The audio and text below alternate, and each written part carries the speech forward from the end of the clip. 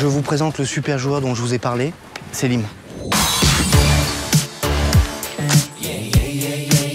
Salut. Selim, je te présente les crevettes. Les crevettes? Parce que dans les crevettes, le meilleur, c'est la tête.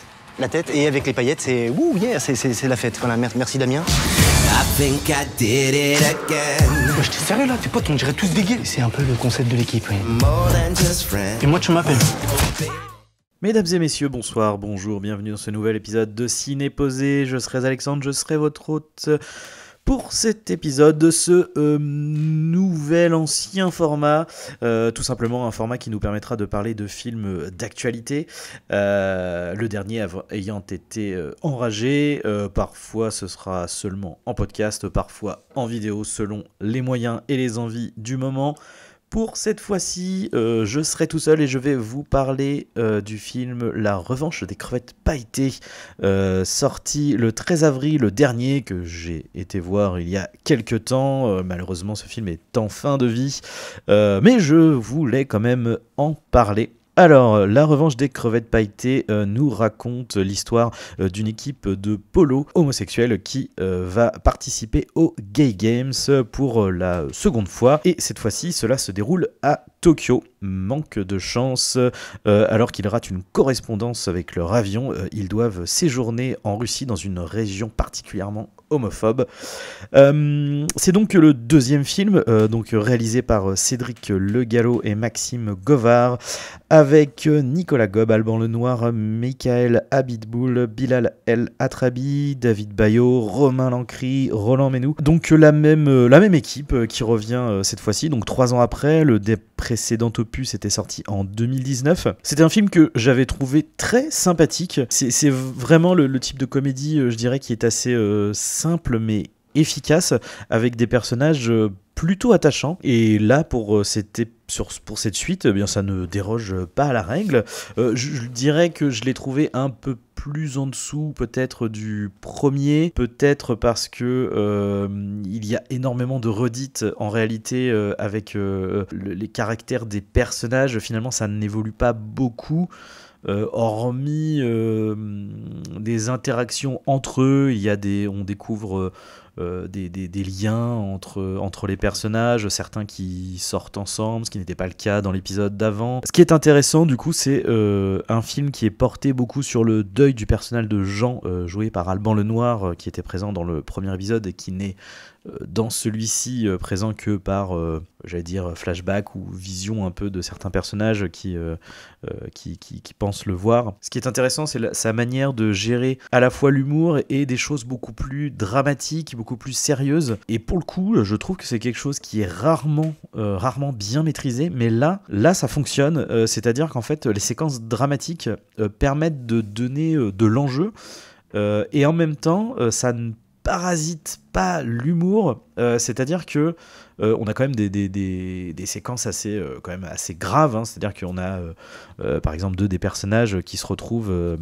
face à des chasseurs d'homosexuels en Russie, et qui vont du coup se faire tabasser, donc vraiment une séquence qui est très grave et très prenante, mais ils vont quand même réussir à faire de l'humour là-dessus. Les personnages vont s'en sortir, mais du coup ça pose de la tension en fait, qui va monter crescendo pendant le film, et vraiment à la fois ça reste, enfin les blagues et les situations comiques fonctionnent, et en même temps il y a cet arrière-goût de tension qui maintient en fait, et l'un et l'autre ne se parasitent pas.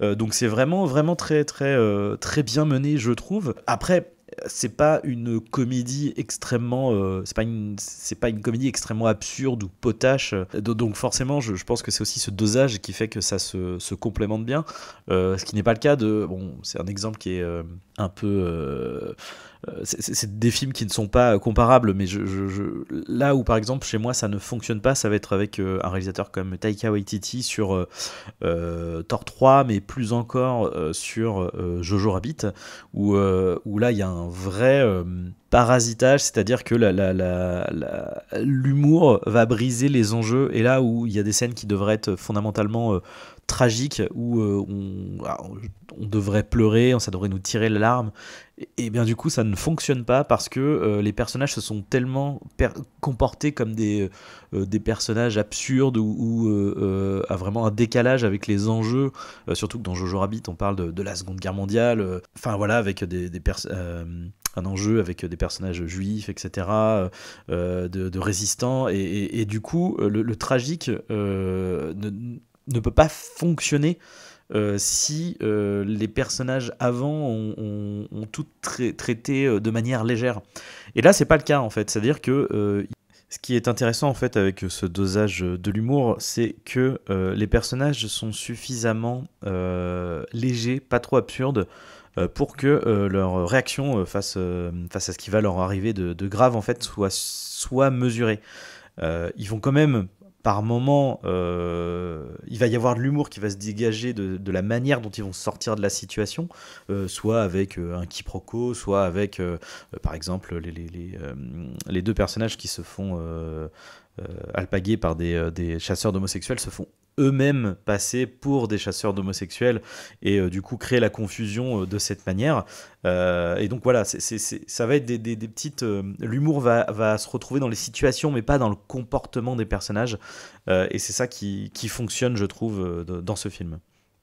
L'humour est assez léger, en fait. C'est pas un film où on va vraiment rire à gorge déployée, mais voilà, il y a une petite vibe, les personnages sont attachants, sont sympathiques et rigolos en fait. Ce qui est assez intéressant, c'est qu'il y a vraiment un peu je dirais à la fois les clichés de ce qu'on pourrait imaginer des homosexuels, et aussi des personnages beaucoup plus fins, qui ne sont pas sur un jeu de grande folle, par exemple, ce genre de choses. Voilà, on a à la fois voilà, celui qui a les cheveux teints en rose, etc., avec des manières très acerbées, et à la fois des personnages qui...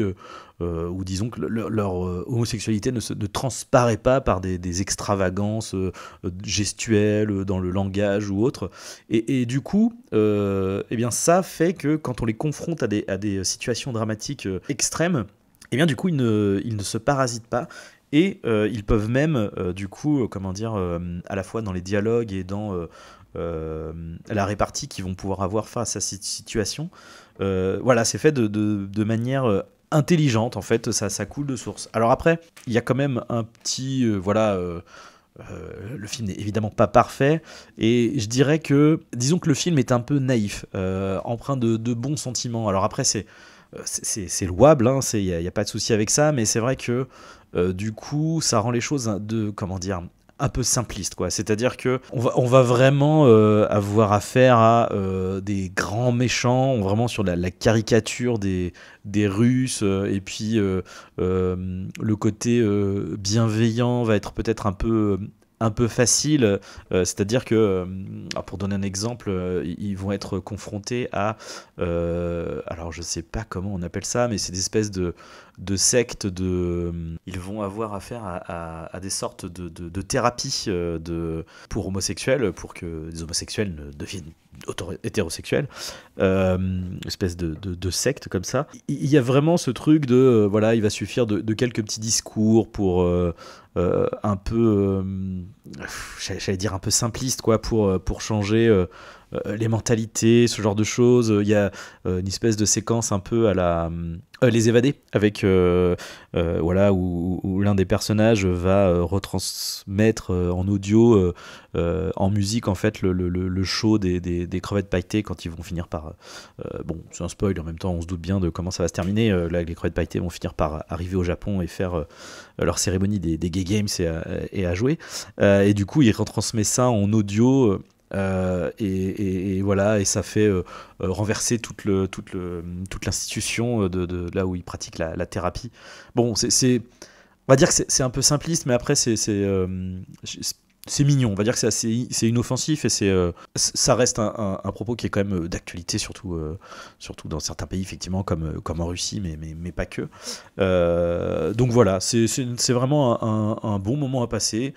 C'est voilà, à la fois drôle, à la fois une histoire qui se tient. Il y a des petites références sympathiques à, je dirais, des petites séquences un peu d'action, voilà, ils tentent de secourir leurs amis un peu avec une espèce de scène d'infiltration. Enfin voilà, il y a des petits codes un peu qui sont réutilisés un peu comme de manière parodique, mais voilà, c'est pas mal. Voilà, c'est un petit film qui se laisse regarder. Je vous conseille évidemment le premier, qui est pour le coup, pour moi, bien mieux maîtrisé, bien plus fin dans le propos.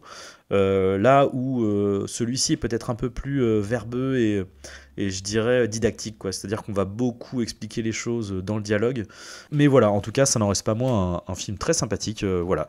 Donc je ne sais pas s'il sera encore au cinéma au moment où ce podcast sera diffusé, mais en tout cas, je vous invite à vous procurer le film quand il sortira en Blu-ray ou quand il passera à la télé. Vous pouvez y aller. Voilà, c'était mon avis sur La Revanche des crevettes pailletées. On se retrouve la prochaine fois pour un autre film. Salut à tous!